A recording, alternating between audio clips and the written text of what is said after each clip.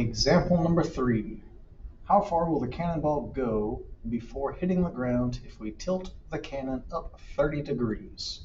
And as we can see, our cannon is being launched from already 86 meters high, which is actually quite high, but we'll go with it. We've got to make a couple of assumptions. One, we're assuming we're on Earth. That would be important, as that dictates that the acceleration due to gravity is going to be negative 9.8 meters per second in this case. So I'm already establishing that down is the negative direction. That's important. To figure out the range of this cannon, or rather how far along the x-axis it will travel, I need to figure out how long that cannon is going to be in the air. To figure that out, I need to know how much of this 40 meter per second velocity is in the y direction. So I can visualize my triangle here. It's got an x component, the x, and a y component. I'm going to need to find both of those, so I'll go ahead and do that at the top. We'll call this components.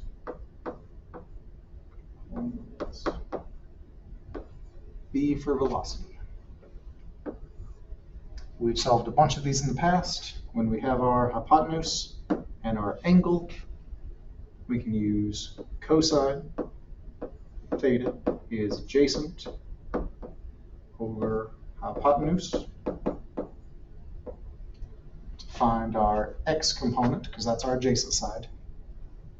So in this case, cosine of 40 will be equal to, cosine stop 40.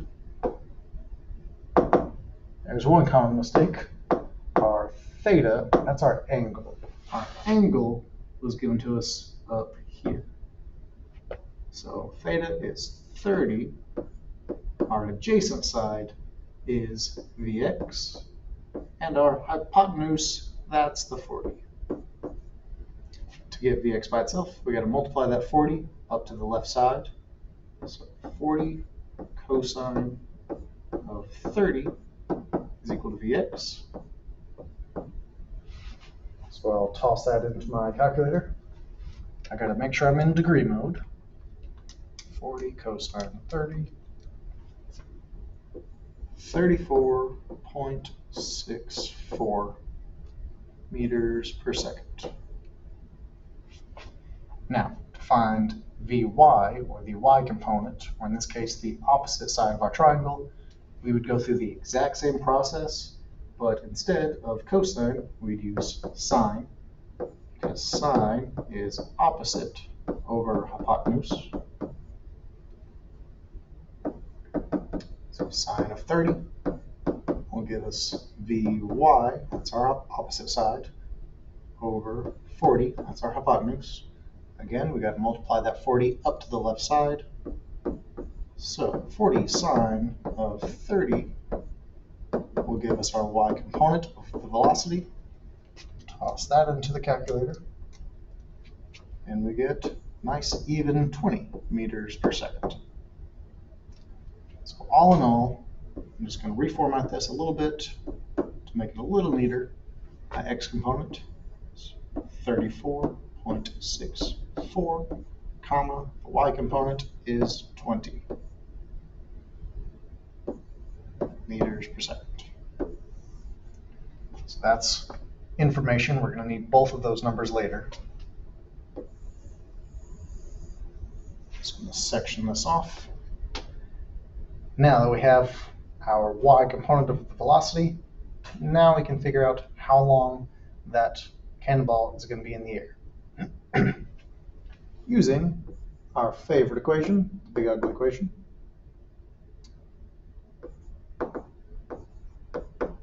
But something I alluded to in the last video,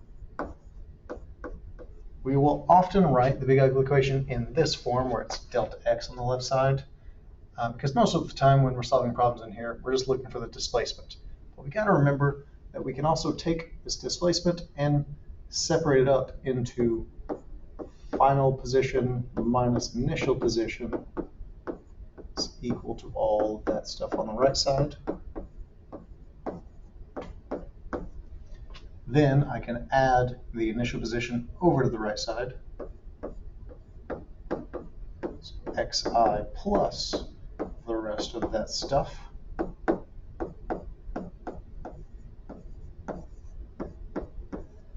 This is going to help us see that it matches the standard form of a polynomial a little bit better. So we can go ahead and plug some values into this. Our xf, our final position, along the y-axis, because again, we're looking for time, so we're just concerned with the up and down. Our final position along the y, well, it's going to hit the ground, and we can say the ground is 0. Our initial position, on the other hand, we started 86 meters up above the ground, which is why I wanted to separate those positions out. We have our initial velocity. We found that over down here. That was 20 times t plus 1/2 acceleration, negative 9.8 times t squared. Now we got to go through that whole process of finding the time using the quadratic formula. Oftentimes I will switch this around, but really if we just focus on the variables, the t squared, that's going to be our x squared, essentially.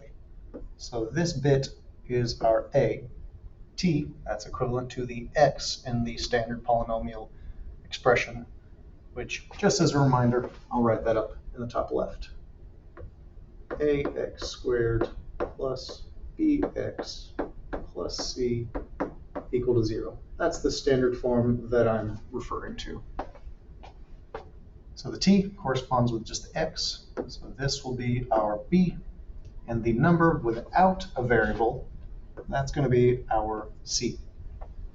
So then when I go to plug this into the quadratic formula, let me rewrite that just in case, so I can make sure I get it right. B squared, oops, yeah, I almost got it wrong just then.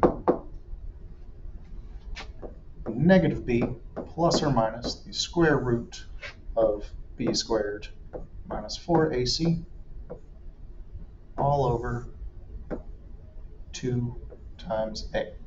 Now I wrote that's equal to t. In math class, you usually write x there, but I'm looking for time, so I'm putting t. So plugging into here, our b is 20. Our b is 20. A is 1/2 of 9.8, which is negative 4.9. And our c is 86. So in the last two examples, we had a 0 for our c, which made things a little bit simpler. But now we've got something, so this right term isn't going to go away. We'll just have to account for that when we plug this into a calculator. All of that is over 2a. 2 times negative 4.9. Now, I'll simplify much of that. Negative 20 plus or minus this whole square root business and everything inside of it. I can, as long as I'm careful, I can plug that all into my calculator. So let me do that. Simplify that into just a number. Square root 20 squared minus 4 times negative 4.9. I got to make sure I get that negative, times 86. Double check in my calculator that all those numbers are all underneath the square root. As long as I double check on that, I get 45.67 all over 2 times negative 4.9 gets us back to negative 9.8. And just like we did on those other examples, now I've got to solve this twice. Once for the positive, and then once for the negative. I'm trying to conserve as much space as possible, so bear with me. So we've got negative 20 plus 45.67 over negative 9.8, and negative 20 minus 45.67 all over negative 9.8. First one, I'm going to carefully plug that into a calculator, and just a quick tip, when you go to plug this into a calculator, make sure you put parentheses around the top piece, the numerator, just to make sure the calculator does the order of operations the way you intend it to do. Otherwise, it'll do exactly what you tell it to do. You just have to be precise about what you tell it to do. So, numerator, parentheses, negative 20 plus 45.67, close parentheses, divided by negative 9.8. Gives us negative 2.62 seconds. Bottom one, parentheses, negative 20 minus 45.67, close parentheses, divided by negative 9.8. 6.70 seconds. All right, so we've done all the math. Now we got to put on our physics hat for a moment. We've got two answers. Math class tells us that both of these answers are correct. At time 6.7 seconds, our cannonball will be at position 0 along the y-axis. At negative 2.62 seconds, our cannonball will also be at 0 along the y-axis. But something we've mentioned in the past is that time isn't really ever negative. This negative answer does mathematically make sense if you remember that we're dealing with a polynomial expression, because we would get a nice curve going. So our line will be something like that. But if we follow that line the other direction, the math doesn't know that this mountain is here, so it's going to keep going backwards and hit 0 somewhere off of my screen here. The math assumes that I can go either direction. I can go right or I can go left.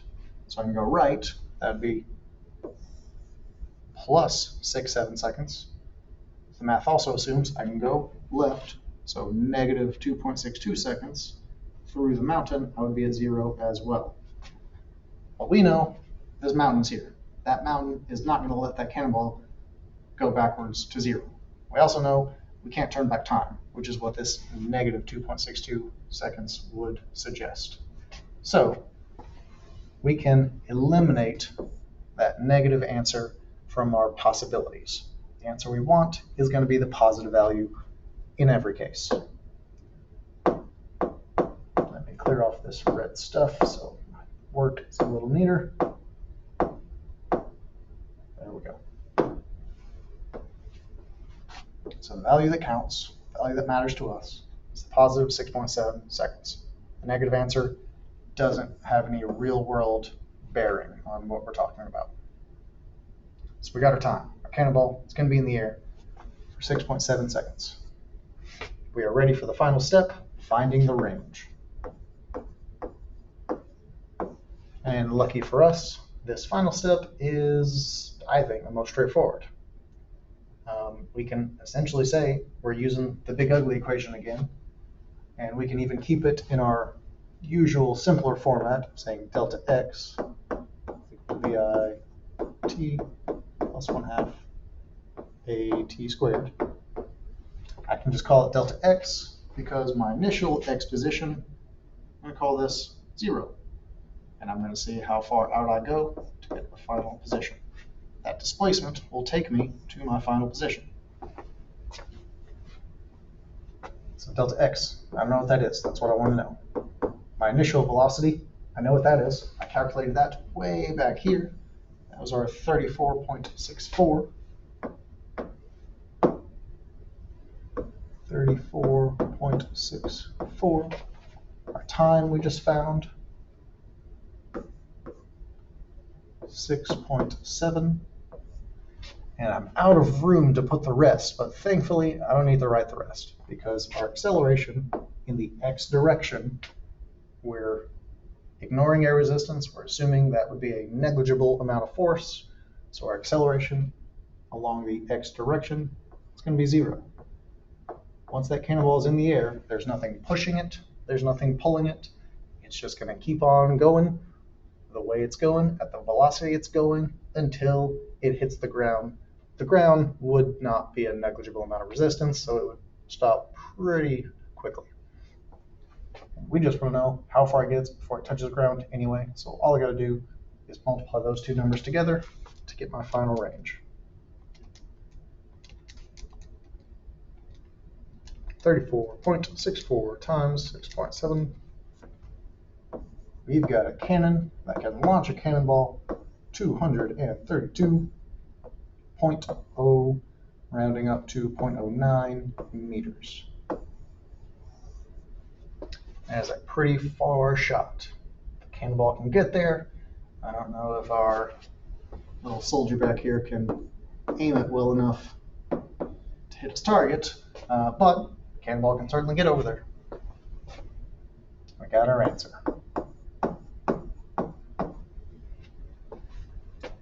Two main steps. Find the components to your velocity, find your time using your y components, and then find your range using your x components. And that's the process to find the range of a projectile.